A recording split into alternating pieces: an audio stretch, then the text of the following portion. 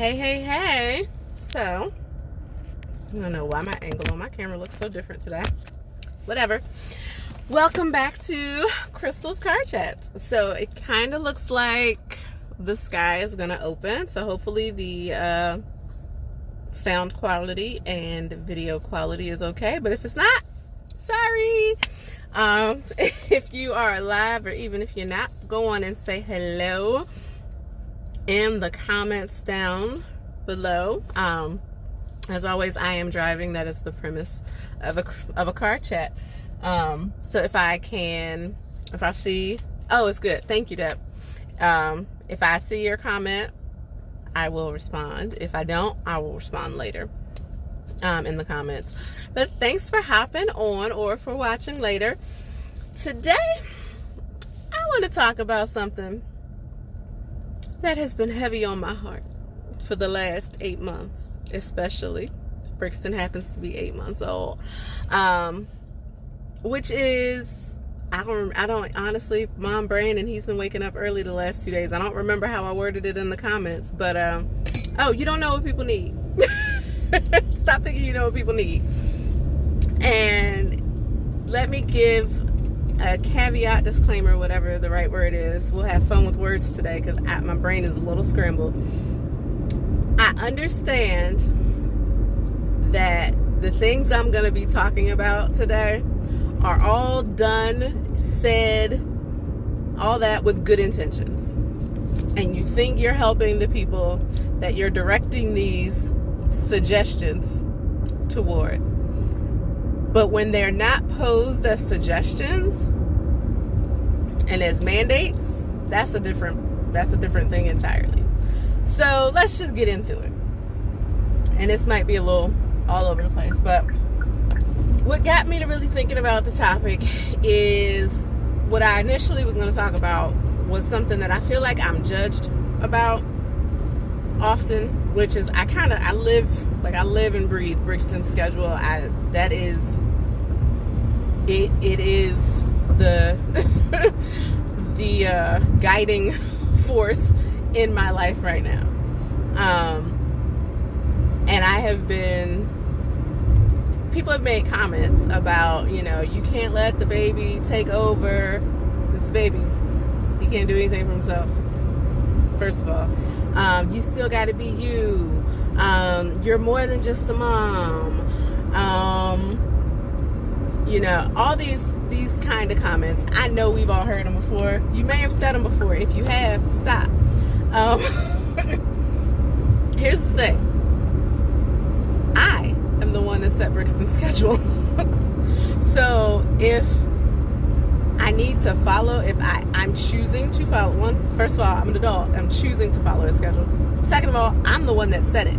So it is a choice that I made with a clear mind for the health and well-being of my child based on what I believe as a parent. Of course, with Daniel, all that. I do a lot of eyes. We are one.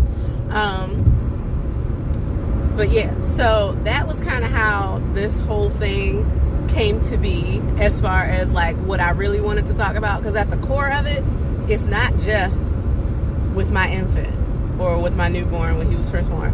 It's been with my stepchild, my bonus son for years, with marriage, with being single, with it's just people, the opinions of others on your life, and how sometimes those opinions can come off a bit forceful. So that's what I want to talk about today. I did jot a couple notes. I have no idea if I'm going to actually follow them or if they even make sense. But again, it's all in how you phrase it. I know it's coming from the best of intentions. But what worked for you might cause me anxiety. I use a lot of examples from the infant mom standpoint because that happens to be the phase of life that I am in right now. But again, like I said, it was with older children. It's been in my career, in the various stages of my career. It has been as a bonus mom, as a mom of an older older child, as a wife. Excuse me. I'll stop talking for a second so I don't keep choking on my own saliva. All right. But example right now, you need to get out and go do whatever. Go have lunch with somebody, or go walk the mall, or go, visit somebody or something like that. This was a lot on the weekends, or even like when I was home, because I was home with Brixton for almost 6 months. No, I don't. You know why? Because that's going to make my day worse. Because one, he's going to be all off his schedule. So when we get home, he's going to be a hot mess. And it's going to feel like I'm packing for a weekend away just to get out of the house. And COVID. That's not what I need. That's not what I need. What I could use is somebody coming to my house and maybe playing with him, or, keeping him entertained while I clean a bathroom. That's what I actually need. That would be great. So how about, instead of, assuming you know what people need and telling them what they need, you maybe ask them what they need. Ask a question. Ask 10 questions. If they don't know, because sometimes when people are in the thick of something, they might not know exactly what it is they need. But you can ask other questions. You can ask, what is causing you anxiety? What is weighing on you? Ask the things to find out, like, what's really behind the problem. Ask them what they think they need. What do you think might help in whatever situation that may be? If it's something that's like relational, okay, well, what about that situation? Say they had an argument with their spouse and they're upset. Please don't tell somebody what they need to do with their spouse. How about ask a question? Ask them some questions. Help them come to what they need on their own. Because the quickest way to shut down a conversation with me, 3 words: you need to. I'm done. I'm not listening to you anymore. And that doesn't have anything to do with me thinking I know everything, because I don't. I clearly don't. I ask for help. I ask for opinions. But you need to, especially if I didn't ask for your opinion,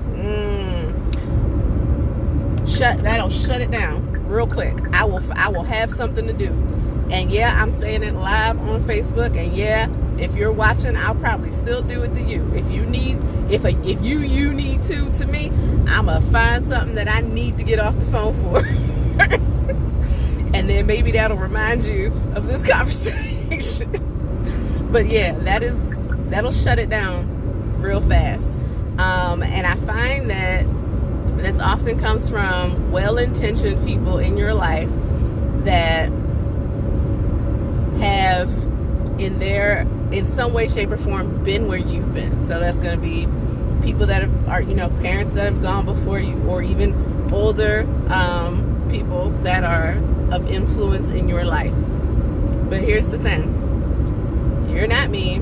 Your situation wasn't exactly the same as mine. It didn't even happen at the same time. So thank you for your care and your wanting the best for my life.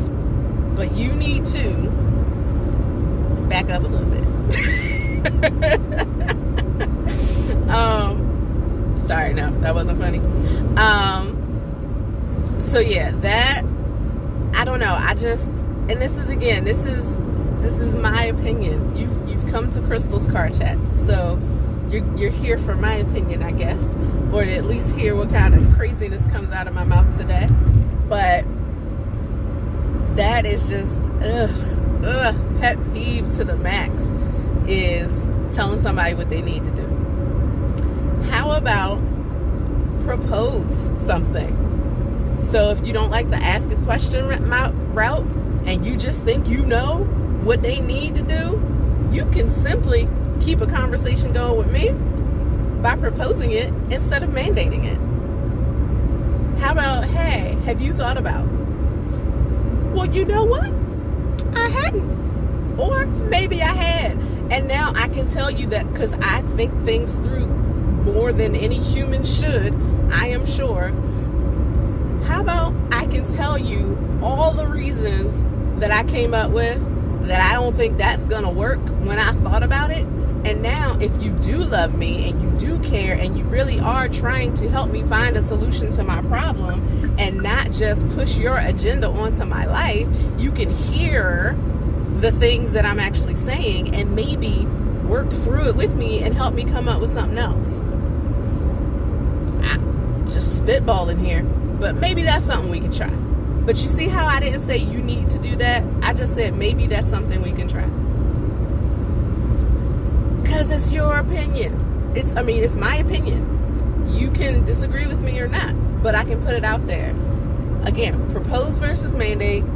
Ask some questions. Listen. These are just a few things to get you around that you need to. So that was, this might be a quick chat. I don't know if I have anything else to say on the topic. I can tell you some things that I've been, told go against, whatever, I guess, what some people would call, I don't know. And I'm old school, so there's this like new thing where, and it's fine if that works for you, where like, you gotta, as quickly as possible, get back to all the things you were doing before in order to reclaim your life from your baby. I've seen it, I've heard it, I don't particularly understand it. Do you, boo? That's just not how I roll. That would not work for me. That would exhaust me. That would give me anxiety. It's just not gonna work. And every time, I promise you, every time I go against my instincts and follow what you need to, I am regretful. And I hate regret. Hate it. So I'm done. I just don't anymore. I am firm in my no, I don't need to. So yeah, like I said, for what's working for me right now. So this will be the update portion of the call. And if you have any comments or scenarios or any of your favorite you need tos that have been spewed at you over the years about a variety of topics, feel free to throw them in the comments. Let's all get a good laugh at them, because I'm sure we can laugh at them at this point, right? Unless it was this morning, in which case you might still be a little raw from that one. But yeah, throw it on in the comments if you got anything about the topic. But an update in the form of what is working for me right now. Like I said, I live and breathe my child's schedule to a point. Of course, every routine, but that's me. I'm a routine person. I love routine. I teach people how to establish routines. As a coach, I coach you on establishing routines to help you get to your goals, no matter what those are. So routines, I think, are amazing. I think it is amazing that I can teach my baby routine from the time he is a baby, so that he can learn different things. And I don't know if you know this about me. You should, if you follow me. For years, at different points, I have nannied before for the same family. For when the kids started when they were 10 months and 1. Or no, 10, that's not math. 10 months and 2. And then again, I had them when they were 3 and 4, 5, somewhere in there.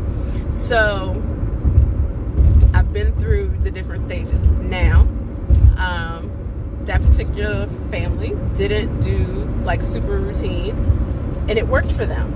And their caregivers before me, it worked for them. Didn't work for me. So Monday through Friday, it was either quit or establish some routines. And nothing that, had to be followed on the weekend, because they knew the difference when I was there and when somebody else else was there. But when I was there and we did certain things, they triggered certain behaviors. You know it's nap time. You know it's snack time. You know it's lunchtime. You know it's this. You know what, like, you know what's coming. And so that helps me in my own life at almost 40. If I have, like, this 3-day weekend, whoo, child, when I had to go to work yesterday, I know what I was doing. I had too many days in between my routines, like all of my routines. So I was trying to figure out how to get myself ready for work because I was off pattern. But I forget things if the routine is disrupted. But anyway, I say all that. I love routine. Can you tell that I love routines? So that's all my child's schedule is. It is routine.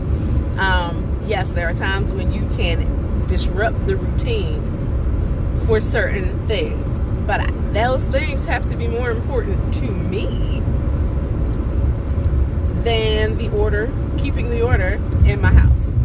So there are very few things that are that important to me, and I'm sorry if that just hurt somebody's feelings. I really am. Odds are your stuff will be important to me again soon. As soon as I have a child that doesn't take 3 naps a day. It'll be important to me again, maybe. But for now, Brixton's schedule rules the world at the Tate house. And obviously, if Jeremiah needs something, that is one of the things that we can disrupt the schedule for. And I try to talk to him about things, like if he has something coming up or something he needs to do. Hey, okay, this time would be the best for me to cause the least disruption. And we talk a lot about things that need to happen at a certain time in a certain way to help the whole house function, and how he plays a part into that, into the function of the house. Because I don't feel like I should be torn apart and disrupted and shredded at the end of the day because, you know, somebody didn't play their part, or because we disrupted too much of the routine when it could have been avoided. If it's something that's at a certain time, he's got to be somewhere at a certain time. It is what it is. Let's go. But if it's something that we can plan around, hey, this time is his least stable nap. Can we do it around these hours? And he's usually fine with that. But I try to explain it to him because I never want him to feel like I'm choosing Brixton over him or anything like that. It's just a matter of explaining, like, hey, it's gonna wreck me if we get too far off course. So can we try to work this out so it works for everybody? Anyway, so that's one thing that addresses a lot of the you need tos that I have gotten. Yeah, I don't need to leave my child with somebody. I don't need to take him to the nursery at church if I'm not ready. I don't need to have somebody babysit so that I can go and do something that I'm supposed to be enjoying, but in reality I'm going to be worrying about him. Yeah, so those are some of my, some of my things. But yeah, I'm sorry, that was probably a bit of a rant. But that, as you can tell, is a subject I'm very passionate about. Tiffany said, what you need to do is, I've heard over the years. Yeah, it's amazing. And I'm like, what you need to do is mind your business. But again, you don't want to be like, and why do we feel guilty? Like, why do I feel guilty, like, that I'm being ignorant if I'm saying, hey, you need to back off me for a second, when they clearly don't feel that way. Clearly. So why do I feel like I gotta take your nonsense and I can't tell you when you're being too much?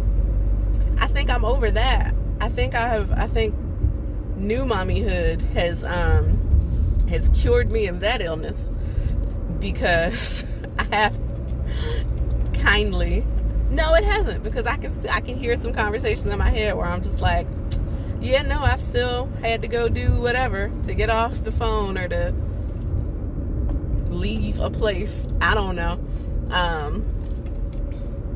But yeah, so that is all I had. Brixton is, oh, I didn't show y'all Brixton before I started moving. I'm almost, he's back there knocked out after entertaining all of his peeps at daycare all day. Can I tell y'all, this little boy has woken up. He sleeps, I've told you before, he sleeps well. Not the last 2 days. He, yesterday morning, started waking up after 4 and woke up at like 4:45. It's not that he woke me up. I was already up. I was pumping when he woke up. He woke his dad up because I was pumping when he woke up.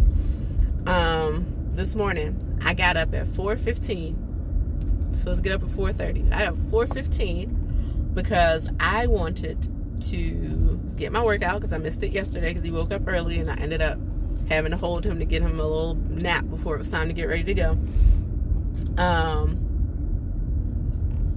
I got up early. I'm gonna do my workout. We're gonna get out early so I can get off early. And he said, early? Okay, I'm up. It's 5 o'clock. I'm up. We're early. So yeah, he woke up a few minutes after 5. I had just finished pumping.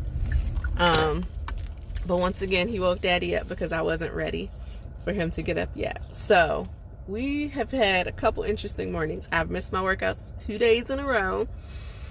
Not thrilled about it. I tried to pretend I was going to do my workout today, this evening, and I'm not. But yeah. Oh, I'll show him to you. I'm in the driveway now. See? There he is. Sleeping. But yeah. That was all that I had. Thank you guys for joining me. Hopefully I didn't lose any friends because I told you to stop telling me what to do. But I love you. I do. I love you.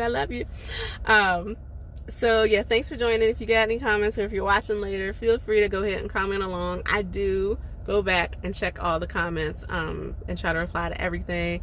So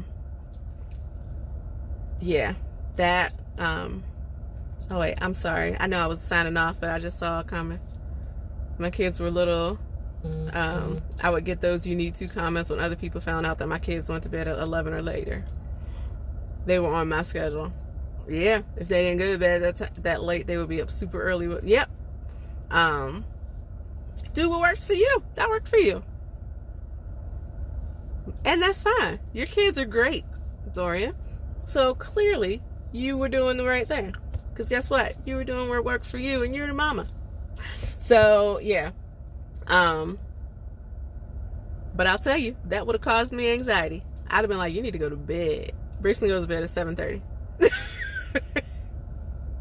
But I get up early. Like, he's waking up at these obscene hours, and the disruption that it has caused to my life is that I couldn't get my workout. I haven't gotten to work late. I haven't had to get up to get him. I'm already up. So that works for me. If he was up till 11, that would be a problem because I try to get to bed at 10:30. So, no judgment here. It worked out for you. But yeah, all right. So I'm going to go on and pull in this here driveway right before 6. I try to get home by 6 o'clock. So we have an hour and a half before bedtime, which means I got to wake him up so he will sleep at bedtime. But yeah, thank you. If you have any comments, later, go ahead and drop them. I will get to them later on. And if you have any topics you want me to cover or anything you think it would be a hoot to watch me rant about, I'm always here for your entertainment. You can go ahead and drop that in the comments also, or shoot it to me in a messenger. So I love you guys, and I will see you next week.